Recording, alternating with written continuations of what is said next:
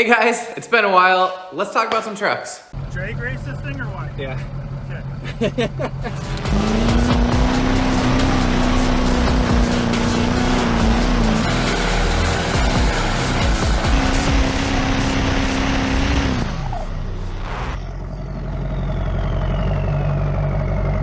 So, the last time I made a video, we were putting together a two-wheel drive Allison for a race truck, and it's the 4th of July weekend, and that was probably 3 weeks ago when we were doing that. But he's actually racing that truck this weekend. He's trying to break into the 10s. He's gonna start spraying it pretty soon, so that's exciting. I will hopefully keep some tabs on that and let you guys know how that goes. Since then, we had a little bit of a wrench get thrown in our plans for trucks, as we have a boat motor here. What this actually is this is a Chevy 350. It's been sitting outside. What happened was this is my good friend's boat. He didn't winterize it super well and he cracked the block. So we had to quick build a Chevy 350 boat motor. Actually on the bench you can see that there's still the heads from it over there. Oh geez. We actually now have the heads back from this LLY. I don't know if we haven't really talked about this before, but what this is an LLY that needed a set of head gaskets. Actually, both the head gaskets are blown. So I'm currently in the process of trying to clean up this deck surface to put the heads back on. But what we have here is that's a billet 68 millimeter Rhines diesel performance turbo. It's got the 10 blade turbine in the back. And kind of what the deal is this truck already has a mildly built transmission and a DSP-5 with a max effort tune for it. So what we're doing is we're going to put a set of 30 over injector nozzles on his stock injectors to pair with that turbo. And hopefully that'll be kind of a sweet little mild build, kind of aim for around that 600, 650 horsepower mark with a single stock CP3. So actually what I'm gonna do today is kind of head over to the transmission bench over there, and we're gonna maybe start working on putting some injectors together. So here are the LLY injectors. They're pretty dirty. That's gonna take a little bit of time to clean those up before we can start working on them. And over here, this is normally where I'm working on transmissions on these benches.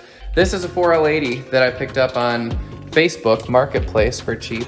And the whole idea with this was I'm gonna slowly build this. I made this stand for it. Slowly build this and hopefully end up swapping it into our race truck here at some point. That's kind of one reason why I put the ratchet shifter in here. Currently the ratchet shifter is controlling the Allison, but I need to get all that and that two-wheel drive Duramax. Actually, when they put the transmission together in the truck the first time, you had a drive shaft failure, so we had to actually build that one twice. So I have carnage from that thing on the floor. So I'm gonna get all this stuff out of the way and kind of clean up this bench, and then we'll get going. All right, so I have never done this before, but what I do know is that these are my 30 over nozzles from Dynamite Diesel Performance, and there's parts in here that are gonna match the parts in there. So I cleaned off this bench really well. I have a magnetic tool tray here, and I'm gonna just try to keep this clean. I already cracked this loose in the vise, and we're gonna find out what's inside here together. All right, and we're back. So what we have here is, as I was doing this on the bench, I kind of realized that this would be way easier if the injector was facing straight up and down. Kind of what I have here is, I don't know. So I'm an engineer, right? And I built most of this shop, right? So I thought, well, what I could do is I have some wood laying around. I could just make myself a little injector pedestal here to hold these while I work on it. And I cracked every single piece of wood that I tried to screw into to make this thing, until I finally just gave up and said, well, that looks... Okay, I've got 3 more here. I'm gonna take you guys along for one entire thing just to see the whole process. This actually goes pretty quick for each one. So we're just we have new injector coppers and O-rings. Just pull the old O-ring off, discard it. Over here, I'm just gonna grab only the copper washer and free that. Set it aside. Come over here to my, got a 5-gallon bucket that I've been spraying brake clean into because I want these things to be clean. Load it up against the jaw, and basically all the vise is doing is keeping it from rotating. We'll have to torque all these again when we go back together because you can see how tight these are. So, not even sure if I'm going to keep this thing around. Probably will build another one before I do this again. And so I'm going to use my hand. I'm just going to push down with my palm into the nozzle itself to keep the nozzle and the pintle and the puck seated up against that spring. Pull that off, be careful, so you can see how dirty that is under there. So now what I'm really focused on is this part. This is the part I'm reusing. So I'm gonna just come back over my,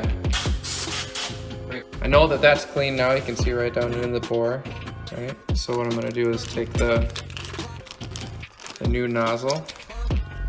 And when I said get in, get out earlier, I know that this is clean. Dynamite did a good job of making sure there wasn't any crap in those bags. So I'm gonna pull this off. That's my old nozzle. It's dirty. I'm just gonna get it out of the way right away. We'll check to make sure that the puck is right in the middle and it stayed flat right in there. So the whole idea now is you gotta line up the pins with the holes in the new nozzle. You can tell which way they need to go on. So I'm gonna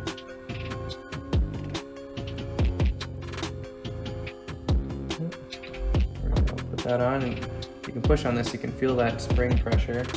I'm gonna come back over here with our clean nut. I'm gonna hold pressure against that spring, and I'm gonna come back and torque all these later. So I'm gonna hand tighten that, and we're done. So, a couple more. Okay, the last thing we're gonna do here is, this is my last injector.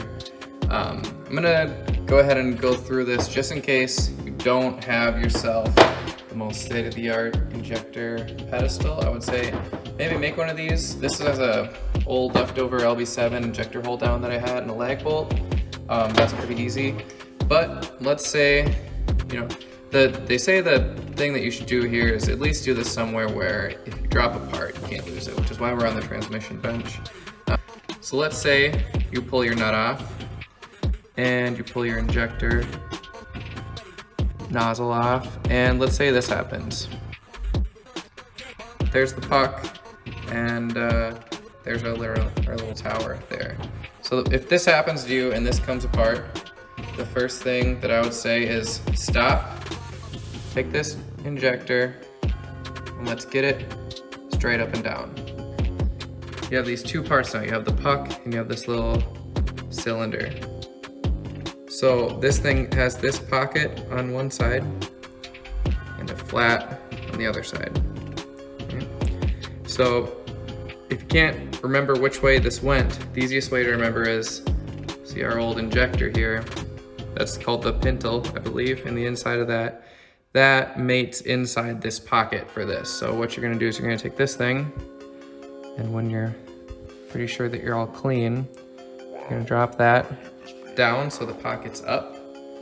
The next step would be to, again, make sure your hands are really clean and take the puck. The puck's gonna go down in the hole. I got lucky there because I dropped it. And the puck is right there in the middle, nice and flat. Take this out, put it down on top. Make sure that spring feels nice. And what I still haven't done, I wanted to get that back together so you guys can see how it goes. I'm gonna clean out my nut here, and then we'll be done with this one.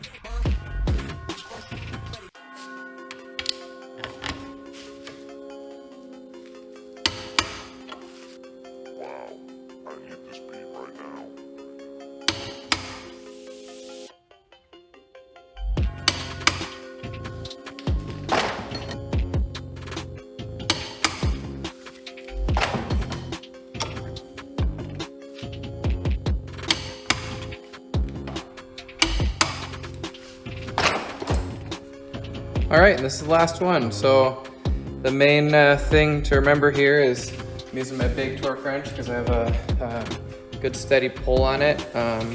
It's just like as if you're doing a head stud. Once you get moving and it starts to get tight, just keep a consistent pull. Don't slow down or speed up until it clicks. There you go. Anytime that you're about to torque something and you need to stop and get another bite at it is bad. So just remember, as you're doing stuff like that, use your nice torque wrench. Store your torque wrench at 0. Make sure that it stays in good shape and not dirty and gross. There we go, 30 over LLY injectors. I hope this was helpful to anybody or entertaining or whatever. Hopefully we're gonna put the heads back on that truck this week and we'll do some burnouts or something. Well, it's not my truck. He'll come over, he'll do the burnouts maybe. Again, thanks for watching. I hope this was fun to see, and keep an eye out for more race truck stuff. We're actually going sled pulling coming this weekend. So tomorrow I'm gonna go pick up a set of different tires for this because right now we've been doing so much race truck stuff with this that I can't sled pull with these because it's just not gonna work. So I'm gonna go have to spend some money and get a set of nice wheels and tires we can swap over. And that'll be pretty cool. Watch out for some GoPro footage from that, hopefully in the next upload. Until then, see you later. I almost forgot, if you're interested in diesel 480E Allison swapping stuff, make sure to follow because I don't know anything about it, but I picked this one up and I've been working on it. I've already had this stripped down on the bench, put back together. I'm slowly accumulating parts for it, and I think this is gonna be, I'm hopeful that this is gonna be a cool swap compared to the Allison as far as fast shifting and a light transmission. And so like if you're interested in that, if you know anybody who knows a lot about it, I'm trying to learn, so hit me up or anything like that. But don't forget to follow for cool updates on this. Drag race this thing or what? Yeah. Okay.